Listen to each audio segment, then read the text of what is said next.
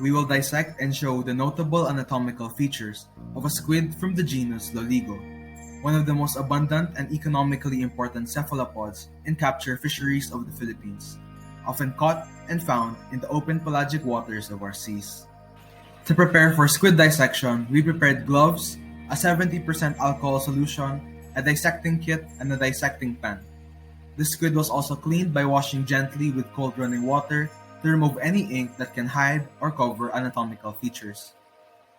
The squid sample was also measured and weighed with an overall length of 23.5 centimeters, a thickness of 2.1 centimeters, and a weight of 41 grams.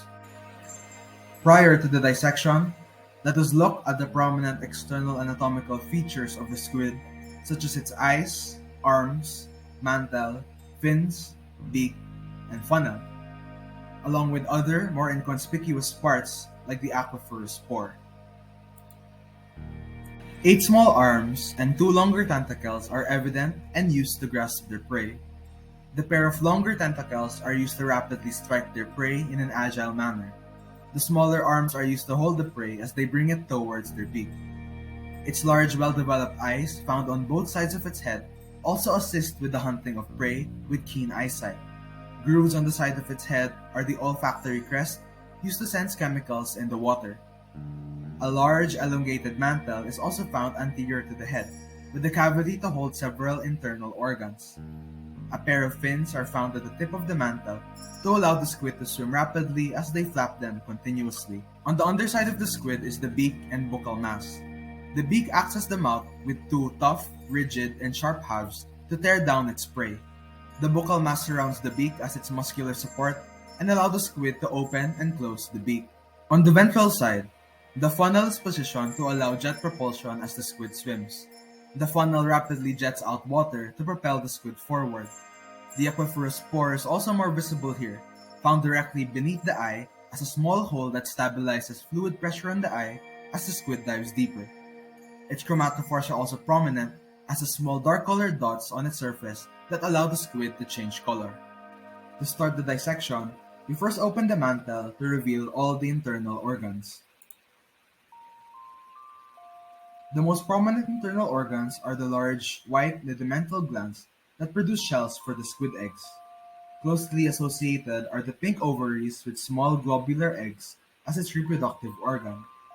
The white gelatinous mass above the ovaries is the cecum, which increases digestion surface area. The stomach is found below the cecum and beneath the ovaries as the main digestive organ. Some digested fish can even be seen within this specimen. A pair of feather-like gills are found on each side for gas exchange, and the pallial cartilage and retractor muscles are white muscular masses that open and close the mantle. The retractor muscles are also used to open and close the funnel. The squid was then further opened by cutting the pallial cartilage and muscles to better reveal the rest of the internal organs.